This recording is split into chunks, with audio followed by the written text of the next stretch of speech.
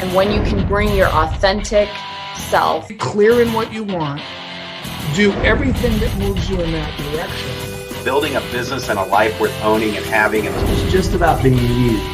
Hey everybody, Craig Lurch here again. Empowering experiences, disrupting real estate, and having fun. Woo! I'm telling you, I got up this morning and I had to run 5 miles. Okay, not really, because I can't run 5 miles. But we are so blessed today. Craig Lurch, disrupting real estate, delivering empowering experiences. And I am truly honored to have in my world one of my most respected friends, mentors, as I call her, the queen of real estate. And I think the rest of the real estate world does also. My dear friend, Alexis Bolin, coming to us from Pensacola, Florida, where the Florida Bama Lounge is, where the Blue Angels are, where she has been conducting business for 44 years, 39 years until a year or so ago with ERA, where she was the number one agent 3 times in that time frame, which it's hard enough to do it once, let alone to do it in 3 times, and in 44 years. So that's 4 decades. And that's why she is the queen of real estate. Recently, she's been out at Celebration speaking. Yesterday, she was on a Zoom call with Pennsylvania, New Jersey, Delaware with the RRC. And we are blessed to have, in my world, one of the most awesomest ladies in real estate ever, Alexis Bolin. How are you, my friend? What's going on? I'm doing fine. If I was running for president, I'd be hiring you as my campaign manager. Well, I want to go back to, sorry about that. Went down the wrong pipe. So excited. I want to go back to the first time we met. I would probably say I was in the business about 2 years. We were at a Star Power convention with Howard Britton. Right. And I had come up and I go, oh my God, I gotta meet this lady. She's awesome. You know, she's gonna, tell you how it is. And well, I didn't realize I was gonna get schooled standing there. And I said, so Alexis, what do you do to become successful in this business? She goes, well, let me tell you. Well, tell me where you started that ultimately got you to the point of the real estate, because let me tell you something. I learned it, I enjoyed it, and I'm to this day remembered of it. Can you share that story a little bit with us? Well, I think, it's hard for me to remember back that far now, Greg, because I'm 77, so when you get old, you can't remember things. But, I think you and I just chatted. You were working for your dad at the time. Might have been Coldwell Banker back then. I don't remember what the company name was. But I just chatted with you. I've waited tables 18 years. I'm from New Jersey, from the Jersey Shore. And I was a single mom, no child support, no alimony, and I worked 3 different waitress jobs. And so when you work jobs like that, you really learn people. And so the people skills are what helped me tremendously in real estate and still does. So in those people skills, as being a waitress, you had the pain of having to make the money. How did you make that transition? How did you say, oh, I want to go from being a waitress to going into real estate? How did that come about? Well, it's a real long story, so I'll give you the Reader's Digest version. I remarried. My ex-husband was in the military, and we moved to Augusta, Georgia from Jersey, and from there we moved to Pensacola. And I went out to the military base. I was the food and beverage manager at the Officers Club in Augusta. And I went out to the base here to talk to the manager at the club about getting a job there as food and beverage manager. And he didn't have a supervisor's position open. He offered me a regular waitress job. And I said, no, I don't want to do that. And then he said, well, if you don't do this, what are you going to do? And I just said, I'm going to sell real estate. And that was it. And it's all history from then. Came off the top of my head, and here I am 44 years later. Wow. If you had to give somebody advice coming into the business brand new today, because we know that 80% of the people coming into the business are usually going to have a very big challenge of not existing in 5 years in it. I think that's the cyclical cycle that NRA says. Mm-hmm. What would be a couple pieces of information that you would share with them to say how to get the boots on the ground and get going? Well, the first thing is learn everything you can. I came to Pensacola. I was a new agent. I didn't know a soul. My ex-husband worked out of the house with a pager repairing computers, so there wasn't even an office to go to where he had people I could meet. So I knocked on 50 doors a day, and just getting out, getting to know people. I mean, nobody's going to call you. You've either got to generate the incoming phone call or you got to make the outgoing phone call. So I would say prospect. Get in every class you can get in. I don't care who's giving it. Doesn't make any difference what the name on the front door of the real estate company is. If they've got a class that'll better you, you need to take it. Get out of town and take classes, meet other people. So my start was because I got out and did what the politicians do, and I got out with the people and knocked on doors. So I would say you're going to have to work on meeting people and lead generation. You're also going to have to get really good on objections, negotiations, scripts, and dialogues, because this market's going to shift. They all do. And when it shifts, people that they know, people who are like them, and you're just going to have to get out of the house business and into the people business. Right now, it seems like everybody's in the house business, and you forget that you should be a consultant and not a salesperson, because people really don't want a salesperson to work with. Yeah. I've been finding, and that's awesome that you put it that way, because I think we're viewed right now as a commodity, not as a consultant. And it's really just order taking and bing, bing, bing. Anybody can write offers over a price. Anybody can offer cash deals. But when it really gets down and dirty, when you got to get in there and punch and really figure out how to get people out of a situation, like when I first got in business, I think the interest rates were 14, 16%. You've been through this realm 3 times, if not, this will probably be the 4th time that you've been through it. It is cyclical. I mean, and this is the top of a wave. Usually they're 8 to 10 years, and this one's now at 12. So it's coming. I don't know if it's going to crash as far as it's going to go. I know we all gave up our crystal ball.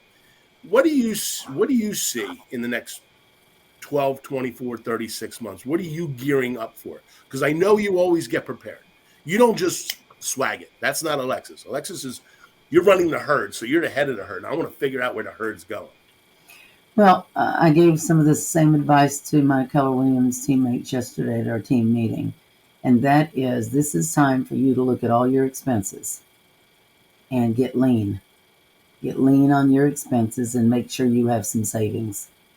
Because when we get into a tough market, a lot of people are not going to make it because they're not financially stable enough to hang in there.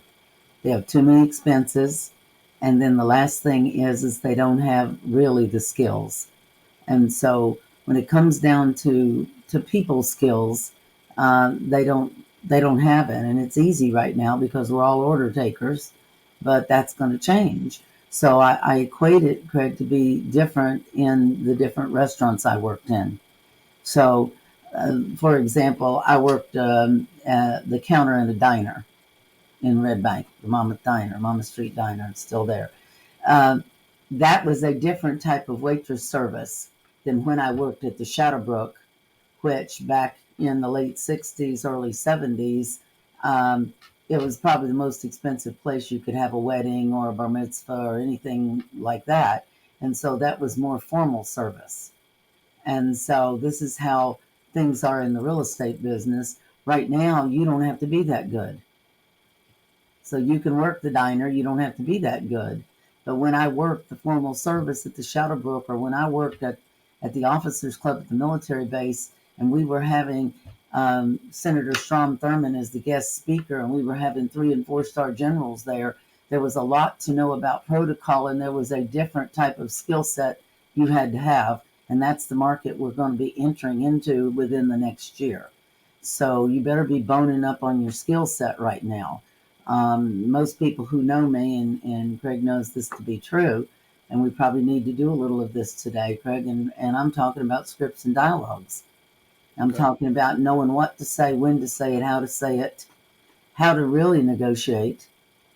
And if you're not good at that, then it's going to be tough the next 5 years in the industry. That's what I see. Do you, and I know coming into this I know the stronger agents, the longevity agents, the one with those carry some strength into those markets because they have the expertise from the battle wounds of getting punched in the nose and having the blood and wiping it off and getting up and fighting and all that stuff. As a person coming in new, you're talking about dialogues, you're talking about people wanting to join teams, you're talking about all these things. We have Star Power. We've talked about Star Power, which is great for dialogues, and also a dear friend of ours, Howard Britton. So anybody out there that's listening, is look up starpower.com, Alyssa. When we can put it into the chat area for you to see or stream it. But what I guess the question is, how do they battle up for it? We're also doing the social media. Yes, we're all learning it. We're doing that. But my opinion is you still need the boots on the ground. You should be out in your community shaking hands and being at functions and community things like you do. Any suggestions of that stuff? Should they get involved? What should they get involved in their areas? Well, excuse me. Business is done the same way as it was when Jesus Christ walked the earth. It is belly to belly and eyeball to eyeball, and all the technology in the world does not get you the listing or help you make the sale. Technology is a tool. All right. Just like a shovel. With the shovel, you can dig a hole. Technology is a tool. And so you've got to have connections. If you can take what you know and put it with who you know, you really know something. So you've got to make connections. Find something you're passionate about. I'm passionate about education. So I'm involved here. I'm a I can't think of the name, advisor to several of the academies at the high school level. I'm also involved with, we have a local college here, Pensacola State College. So in honor of my mother, my grandmother, I established a scholarship at the college. I'm involved in Rotary locally. I'm involved in Women's Council of Realtors locally. I'm involved in CRS locally, where I can meet other agents and have an opportunity to learn and share. Network your agents. It's important that you have good relationships with them just as well as the public. And so I'm involved with the Council on Aging here, and different things. And you don't go join things now just to be joining something. You need to join because you have a passion. I don't go there seeking business. I get some business from that, but I don't go there seeking business. People are paying a fortune for lead generation. I'm going to tell you to stop. Look at your return on that investment. Take that same money. If you have developed a database, even if you've been an agent a year or two, you've developed a database. I hope. Work on those people that you've already worked with that know and love you. And quit wasting your money on a cold lead. It's like people calling today, these spam calls we get, my car warranty's out. What do? You hang up. You don't have time for those people. You don't want to talk to them. So we're in more than ever, Craig, we're in a skills world. It's not a seller's market. It's not a buyer's market. We're in a skills market. If you've got a buyer and there's 15 offers on a property, how are you going to get the seller to accept the offer from the buyer you're working with? That is pure skill in most cases. Now, at some point it's all about money. I agree with that. But I'm calling, if you had a listing and I had a buyer interested, I'm calling you on the phone, Craig, and I'm saying to you, other than price, what's the most important thing to the seller? And then I'm going to find out. Then I'm going to go back to the buyer, and Craig says, well, tell you what, they don't want to move till they close. They're going to need 45 days after closing to move out of the house. They're glad to pay rent, but they don't want to move till they close. Great. I'm going to go back to the buyer, and I'm going to tell them that. You have the ability to give it to them. Give it to them. And then don't charge the rent. Because you're not going to make a payment for 30 days anyway. So maybe you don't have to up the amount you're going to offer them on the price. Just give them what they want. And I've seen them take offers like that over another one that would have netted them a little more money. Yeah, the flexibility is definitely there. If you show flexibility, That's the difference. We were talking about that. I think we learned that from Joseph Brazen. Joseph Brazen has an F word in his family, and it's called flexibility. With the three girls, he had to have that. So I think the biggest thing is the buyers. You are 100% correct. And thank you for saying that technology is a tool. It's not the all to all. It's not the fix all. We can't do business just through Zoom. We need to be able to touch, feel, be there, see. And I'm going through somebody who wants me to price some apartment buildings. And they're like, well, in the first round of talking to agents, we want to know square footage price. We want this. We're assuming it's going to be 20 to 25 pages. And I'm like, I need to kind of get some more information. Oh, and you can't get any more information than what I've told you. So we're running into clients that are just looking for us and looking for us to, I just throw stuff at them. And are you saying no to clients? Are you saying, no, I don't work that way? No, I'm not doing that. Because we were just, you were just talking about some buyers that aren't involved and then some sellers. Are you saying no to anybody in your marketplace? All right. So role play with me. Throw that at me. You know what? What I'd like you to do is we're not going to meet with you. We're not going to have a phone call with you. I'm interviewing the first round of agents for the trust in the family. We've picked out 6 of you, and we'd like you to put a proposal together of why we should take you to the final 3 to then get on the Zoom call. Okay. Go ahead. So I really appreciate you thinking about me, Craig. You're going to find I'm a little different than most other agents. I don't interview well. I've never interviewed for a job in my life. When I worked as a waitress for 18 years, I just picked the restaurant I wanted to work for, and I walked in and talked to the manager. And once he realized how good a waitress I was, I had a job whether he was looking for a waitress or not. So I don't work that way. I need to know what's going on with you. I need to be able to talk with you in person to see what I can do to help you. You see, I've been in real estate all these years, and you already know that because you've probably Googled me and you know more about me than I do. I really don't like to have to write the Bible on how good I am. That's not my personality, Craig, and I'm sorry. But I don't do that. So I can give you some references, and you're welcome to call them. And if you decide you don't want to actually meet and talk with me, that's okay with me too. Because I get paid for what I know and what I know how to do. And you will never, ever see the true value in working with me until the stuff hits the fan. And when it hits the fan, I can tell you that no attorney in town, nobody will bet against me getting one closed. So I can close them. That's what makes me different. And you just let me know how we can work from there, knowing how I work and so forth. Well, that's great, Alexis. But all I want you to do is tell me what you think the square footage cost is, what you think the upside on the buildings are, because they're not even sure they're going to sell it yet. They're trying to see what this added value is. What should they do or what shouldn't they do? But I understand. So what you really need is a formal appraisal, Craig. I haven't seen the property, and you're asking me to render an opinion on something I've never seen. So if your wife took her diamond, had a nice diamond, and she called the jeweler and said, I need you to tell me what my diamond's worth, but I can't show it to you. I can't meet with you. You can't look at it. What's the jeweler going to say? I can't value your diamond because I've got to see it. Mm-hmm. And so you're asking me to do something that I don't really think is fair to you or me.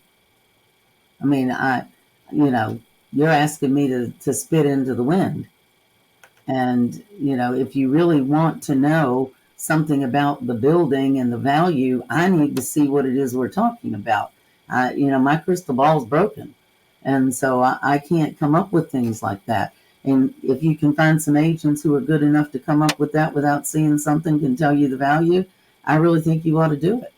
I don't think a bank will accept an appraisal from an appraiser who hasn't gone to the property to look at the condition, who can't tell them whether or not the roof is shot or the furnace is working or if the place needs to be overhauled or if it's in beautiful condition. So I'm probably not the agent that you want to work with. I think the key thing that I just heard in that dialogue twice was willing to say no. This is how I work. This is what my expertise is. This is how we're going to do it. I'm not going to have somebody else tell me what or how to do my business. I guess really it's having enough behind you to say no, that I don't need that next sale, or not letting the blood in the water that they hear it. So that's the key. Well, Craig, what it is for me, it may not be for other agents, they're asking me to do something, to put a number on something so they can decide whether or not they want to sell it or even list it. And I haven't even seen it. Mm-hmm.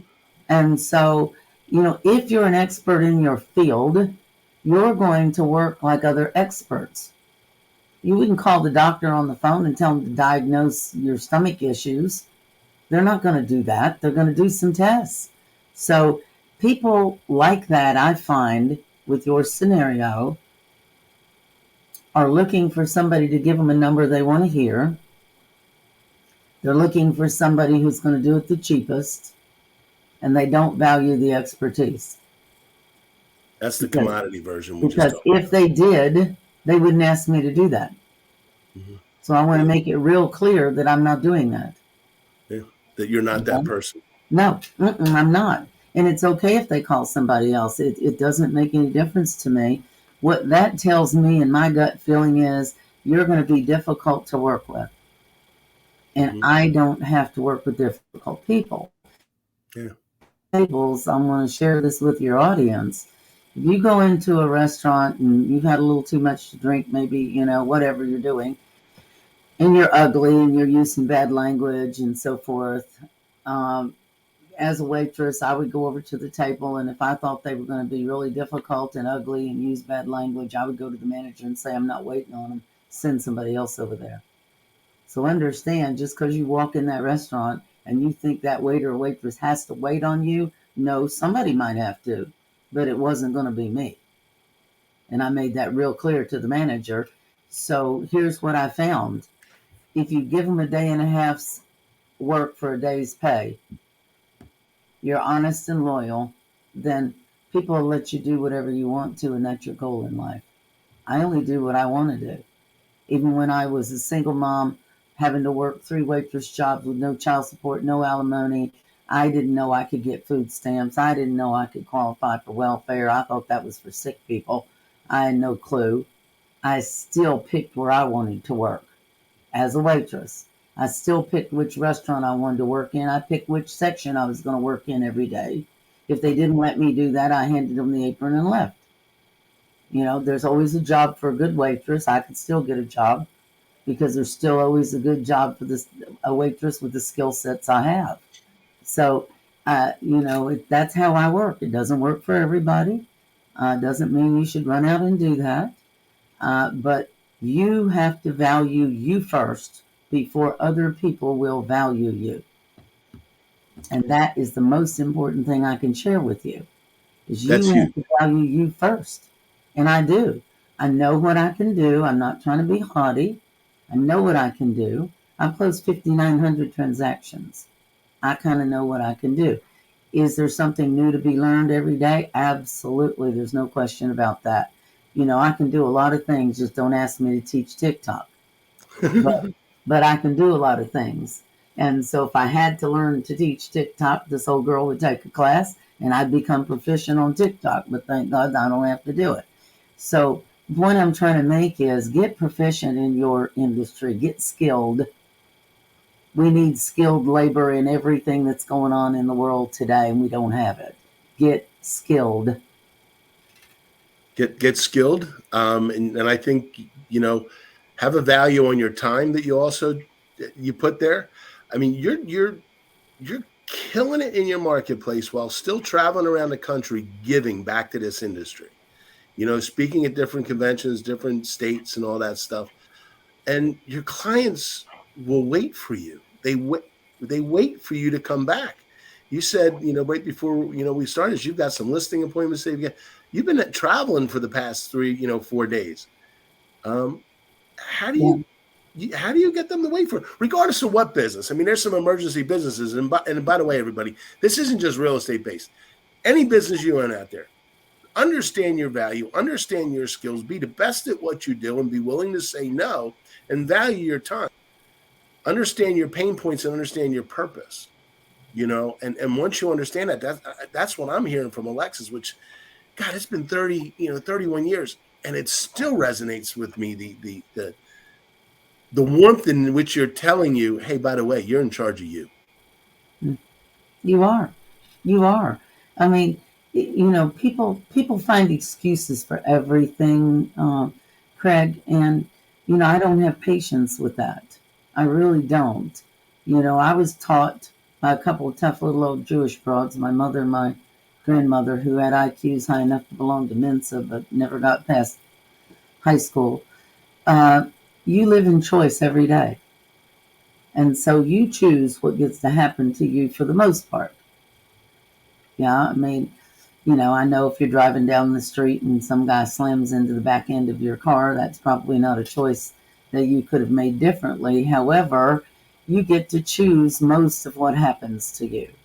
And so if you choose to hang out with the wrong people, then you're going to end up being like those people. And I mean, if you choose to get a real estate license and do nothing to learn more, then, you're going to choose to stay in that position that you're in. So we live in choice. And so I choose not to be average. When we're born, we're not born with, oh, I'm brilliant, or oh, I'm going to be average, or I'm going to be at the bottom of my class in high school. We're not born like that. We're all born to be brilliant. What happens is we get out into the world, we start going to school, and then somebody tells us we're average. And then we begin to believe that. Well, let me tell you what my mother told me years ago. Excuse me, I get those allergies too, Craig. Years ago when I got a B+ when I was in high school in advanced algebra, and I was taking plain and solid geometry at the same time, same year. And I was happy I got the highest grade in the class. And you know what she told me?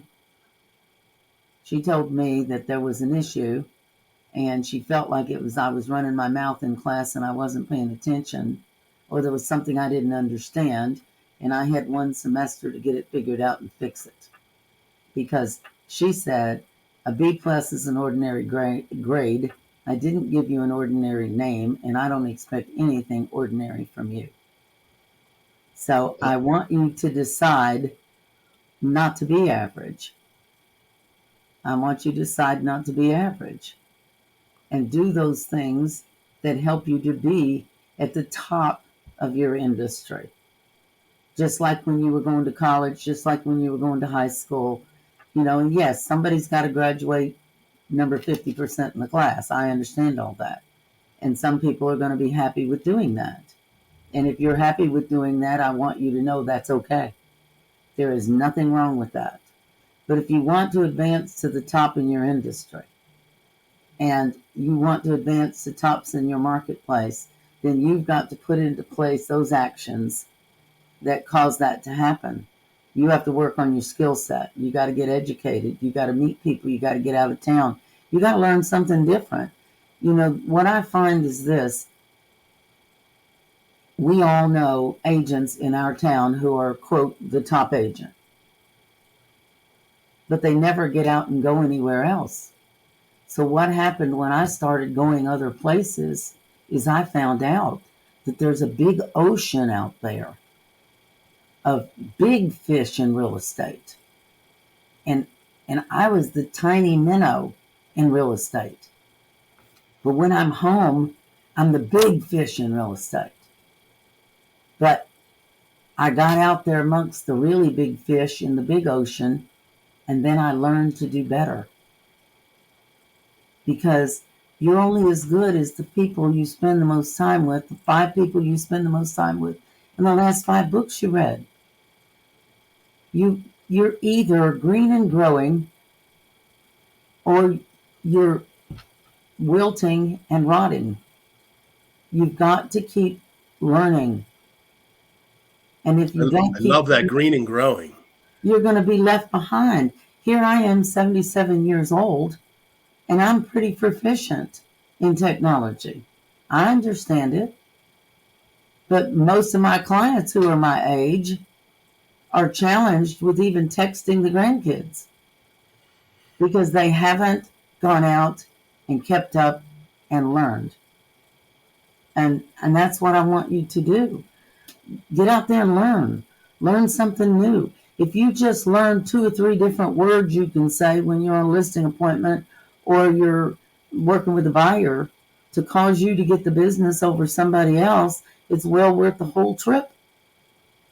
I mean, I remember at a Star Power convention one time, I was on the stage and Howard was asking us all, we have a seller who's unrealistic about price. And aren't they still unrealistic even in our market? They want $1.6 million for their $400,000 house even today. And so he came down the line of the agents up there and said, okay, you're talking to the seller. You've shown them the comps. They still want to overprice the house. What do you do? And I said, well, here's what I do. I turn those comps around to them and I say, pick me 3 sales that will justify your price with the buyer, the buyer's agent, the lender's underwriter, and the appraiser.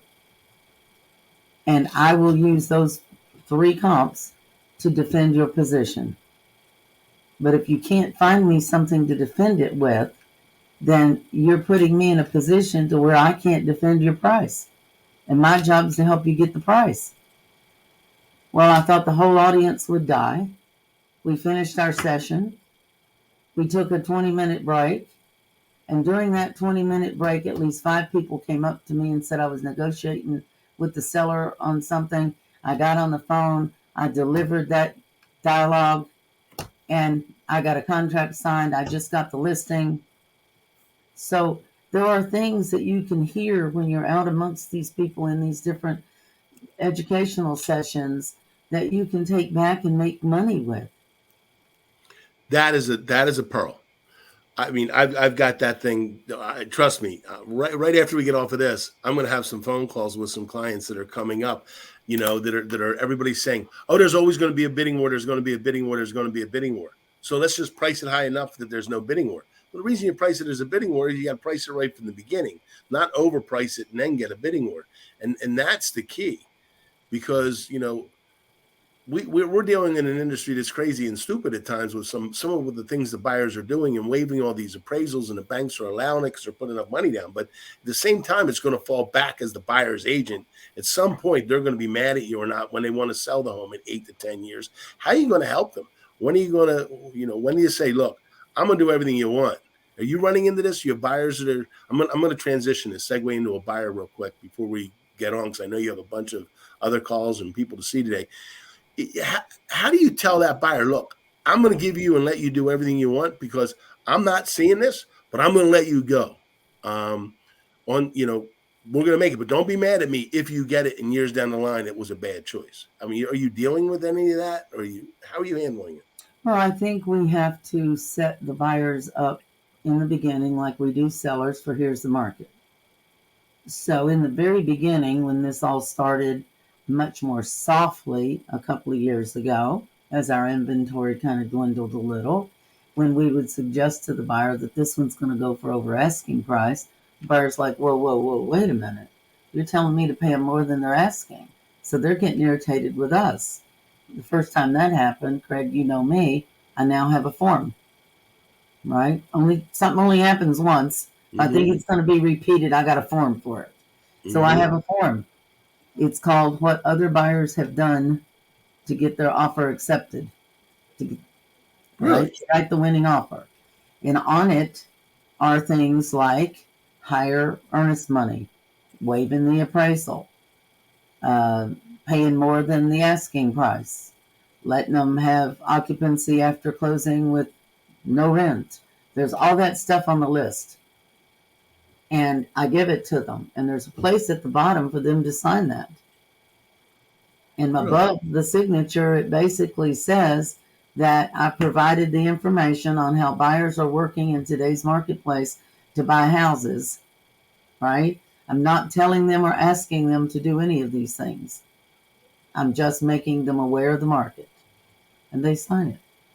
Wow. And what are you finding that's doing for your relationship with the buyer? Well, they understand that I'm not telling them to do this. I'm educating them on today's market, and they are appreciative. So they have that. They get a blank contract right up front. I want you to look at it. I want you to look through it, because when we find the house, yours may not be the only offer. We're not going to have time to go through all the words on this pre-printed form that we get from the state. I want you to read it and get familiar with it. Because if you decide to waive the inspection clause, let's say, I want you to know what the inspection clause says before you go waiving it. So now would be the time. I know you're not coming to town for 2 weeks to look, but I'm sending you this information now. So you have time to read through it. Then you call me if you got questions. Because here's the way things are happening in Pensacola. Excuse me. We have already picked 4 houses to look at, and of the 4, we found one that if all looks like it does in MLS, this is the one. We're going to write that offer before we leave the office to go look. We're going to have the laptop with us. When we go in and look at the house and you say, yup, this is it, then you're going to go ahead and electronically sign in person, and I'm going to hit the button and submit it to the listing agent. Call them and text them and let them know it's there, and we're going to go on to the next house and keep looking. Really? Because timing is everything in our market. Are you running into the? And we're going to wrap this up a little bit real quick. Are you running into the situation they're saying we're going to show homes for as many showings as we can for 4 days, and then we're going to collect them all, and then we're going to sit and go through them? How are you handling with that buyers? Are you submitting the last minute? Are you submitting early? How are you handling it? Well, I'm asking the buyer how they feel about it. So one of 2 things can happen. They say showings Friday, Saturday, Sunday, all offers in by 4 o'clock on Monday, and the seller makes a decision by 5 on Tuesday. Right? We can write your offer right now and send it in. If we do, you stand a chance your offer will be shopped. Or we can wait, and if it's due at 4 o'clock on Monday, we could send it in at 2:30. Now, there's also a danger in that. If the seller gets an offer that they think is pretty good, they can still choose to take an offer and not wait until Tuesday to tell somebody, because it's the seller's house and they get to choose. So what would you be most comfortable in me doing? Knowing those 2 scenarios, what would you be comfortable in me doing? What are most of your buyers doing? Most of them are asking to wait till like Monday morning and submit. The other thing is they think something may come up over the weekend that looks better, and they may want that opportunity. A lot of them, though, are saying, go ahead and submit the offer. What I got to lose? Let's keep looking. Yeah, it is what it is. I'm not going to change it. That actually happened with one of my clients last night. Yeah. The main thing, Craig, is that you ask their permission. To do it. If you are asking the buyer's permission for things, they're not mad at you. They're only mad at you because you think you're Charles in charge and you're doing all these things. And the same is on the seller's side. You don't have permission from the seller to do all these wacko things that you're doing. So you subject yourself to an ethics violation. I have forms. So when I'm on a listing appointment, we have a multiple offer procedure form. Excuse me. It doesn't come with our state contract. Something I use. How do you want me to proceed with multiple offers? That's when they're telling me, look on Friday, Saturday, Sunday, everything's submitted by Monday at 5, and we'll look on Tuesday. Great, we're going to write that right in here, and you're going to sign it. You're right? Because I don't want to be looked at. I want to prove that I'm doing what the seller said to do.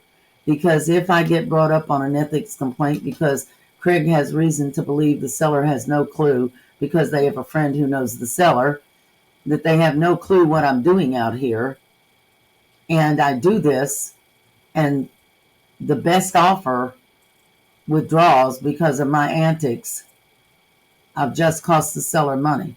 I want y'all to think about this. So I know you don't think there's a lot of risk in it because of the crazy market, but there's risk in everything. And so I also have something that I send that is signed to the agents, notifying them that we're in multiple offers. I don't just stick a note in MLS that says multiple offer situation, give me your highest and best by Monday at 4. No, do not do that. I'm going to the seller and saying, okay, we got 3 or 4 offers here. Do I notify the agents I have multiple offers? Here's the pros and cons of it. Or do you just want to let them come in and not tell them we have multiple offers? That's your choice. You don't have to tell them. You're the seller. You don't have to tell them they're multiple offers. Yeah. So you tell me what it is you want me to say. I have that signed. So when you're jerking me around, Craig, I'm apt to say to you, we're probably not going to get this house anyway, but I'd sure love to see the form you have signed by the seller giving you permission to do all this stuff. Yeah. Because there's a lot of, it's like the wild, wild west out there. As you said, as I remember through the years, whenever we've been teaching and coaching together out on the road, you've always said CYA, cover your asset. And your asset's the money you've worked hard for in your pocket that people are going to, come after. And that is a real clue in everything you're doing. And you also said, if you have to think twice, you probably shouldn't be doing it. That's correct. Yeah, I've listened through the years. Look, how do we know when to change the baby? We can smell it. Mm-hmm. Okay? So when you can smell it, it's there. Don't do it. It's got to be the right thing. If you're not able to do the right thing, folks, you've got an issue. Forget the money. The money comes. Always do what's right. People appreciate that. I go into an appointment with a buyer or seller, and I may say, Craig, look, there's a lot going on in this market today. So I can either tell you the truth about it, or I can tell you what you want to hear. What would you like me to do? Nobody's ever said lie to me. Yeah. They don't want anybody to lie to them. Yeah, they want you to agree with their $1.6 million on their $400,000 house, but they really don't want you to lie to them. And so you get permission to tell them the truth. You can tell them almost anything if you get permission. And you also said it's how you say it. Yes. You've used that before. She says, I can tell somebody off by telling them something doing it very politely versus saying the same thing in another tone or another way. And it's totally different. So I think it goes back to my husband says, he'll listen to me on the phone sometimes and he'll say, you absolutely amaze me. You just absolutely told those people you're not working with them under any circumstance. You don't trust them. And they love you. And it's like, well, you got to put it to them. I can say to them, look, you're a jerk. I don't want to work with you. Or I can say, look, I don't work that way. You probably want to call another agent who can work with you in the manner that you're looking to be worked with. That won't be me. I will not compromise my core values for anything. Not a real estate deal, nothing. When I needed the money working for $1 an hour plus tips back in the late 60s, early 70s with the kids, no child support, no alimony, I never compromised my core values to make $1, and God knows I needed it. Yeah. And you just don't do that. At the end of the day, you need to be able to look yourself in the mirror when you're brushing your teeth before you go to bed and said to yourself, I did what was right today. I feel blessed. I'm having a good day. Versus, gee, I wish I hadn't have done that. I never feel like I wish I hadn't have done that. Because if I made the decision to do it, I'm okay with the decision I made. And you've got to be true to you first. That's where that value comes in. I value myself. I don't do anything to hurt anybody. I don't do anything purposely, to injure someone in any way. Now, don't get me wrong. I can chew you up and spit you out. Oh, everybody. I've been on that other side. I've had to sit down with the waitress from Jersey that knows how to politely tell you that you're, Grow up. Here's what you need to do. Pretty much sit down, grow up, and exactly. I mean, Alexis has been to my home. I mean, my kids know her and all that stuff. But you know what, Alexis? There's one thing that you definitely do is you do not read your own press. Because as you have said before, it's none of your business or what anybody else is saying about you. It's what you think about you. And there were so many nuggets in here. I've got notes that are going. And the best is, this is recorded so people can back and watch and watch and watch and watch and watch. And you definitely proved being the queen. You did the dialogues. You did it, nicely in your face that it's the problem. And the best is you took time from your crazy busy schedule of being, I'm going to say, the best lady in the country out there, at least with heart, education, skill, 44 years and all the above, and also being my dear friend. So I appreciate you coming today. Is there anything you want to say in a closure? But you are a rock star. Craig, most important are the friendships you make. I would do anything for you. You would do anything for me. Well, except I have a caveat. I don't do windows and I can't do floors anymore because of the arthritis. But I could get somebody to help you do them. There you go. And so it's the relationships that you make along the way. You're not on this earth to mark time. You're on the earth to make a difference in somebody else's life. And your only legacy that you leave are the memories and the help that you gave the people that you met along the way.